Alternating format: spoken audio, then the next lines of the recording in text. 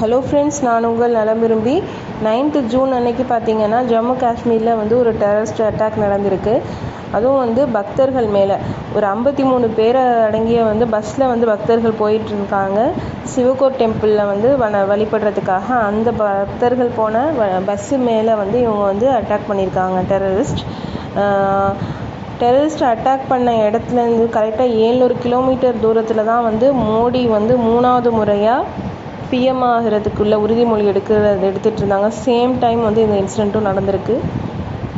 அந்த அட்டாக் வந்து டெரரிஸ்ட் வந்து கன் ஃபயரிங் பண்ணினப்போ இப்போ அந்த டிரைவரோட கண்ட்ரோலில் இருந்து என்ன பண்ணியிருக்காருன்னா பஸ்ஸு வந்து ஒரு பள்ளத்தாக்கில் விழுந்து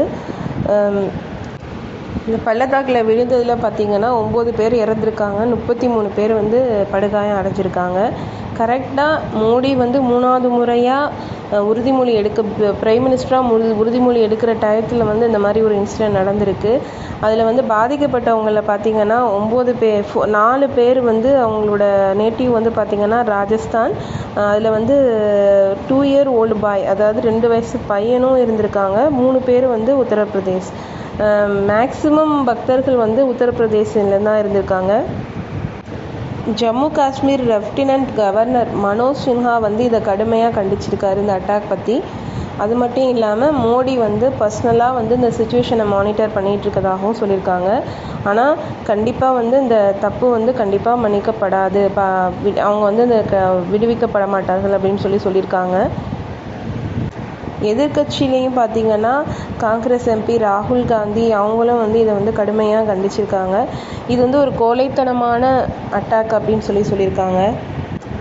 அது மட்டும் இல்லை, கரெக்டாக இதுலேருந்து 1 month முன்னாடி May 5th வந்து இதே மாதிரி ஒரு இன்சிடெண்ட் நடந்துச்சு.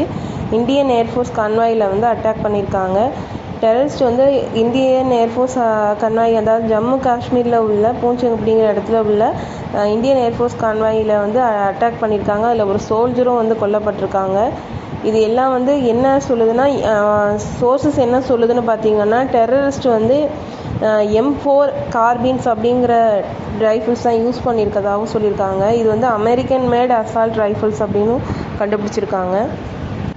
அது மட்டும் இல்லாமல் டெரரிஸ்டோட ஒரு ஆளோட ஃபேஸ் வந்து கண்டுபிடிச்சிருக்காங்க. அவங்களுக்கு வந்து அந்த டெரரிஸ்ட்டை வந்து யார் வந்து அடையாளம் காட்டி கண்டுபிடிச்சி கொடுக்குறாங்களோ அவங்களுக்கு வந்து 20 லட்ச ரூபா வந்து ரிவார்டு கொடுக்குறதா சொல்லியிருக்காங்க கவர்மெண்ட். ஒரு இந்தியனாக கண்டிப்பாக நம்மளுக்கு ரொம்ப வருத்தமான ஒரு விஷயமா இருக்கும். இந்த மாதிரி இன்சிடெண்ட் வந்து பண்ணக்கூடாது. ஏன்னா ஒரு அப்பாவி மக்கள், பக்தர்கள் தானே போயிருக்காங்க.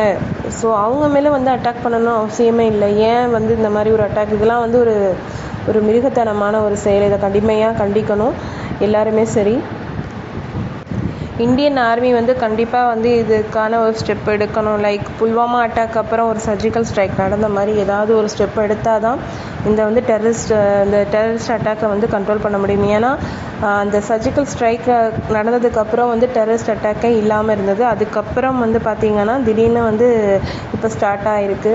இப்போ 3 times வந்து டெரரிஸ்ட் அட்டாக் நடந்திருக்கு. ரீசெண்டாக கூட பார்த்திங்கன்னா மறுபடியும் ஒரு அட்டாக் நடந்திருக்கு.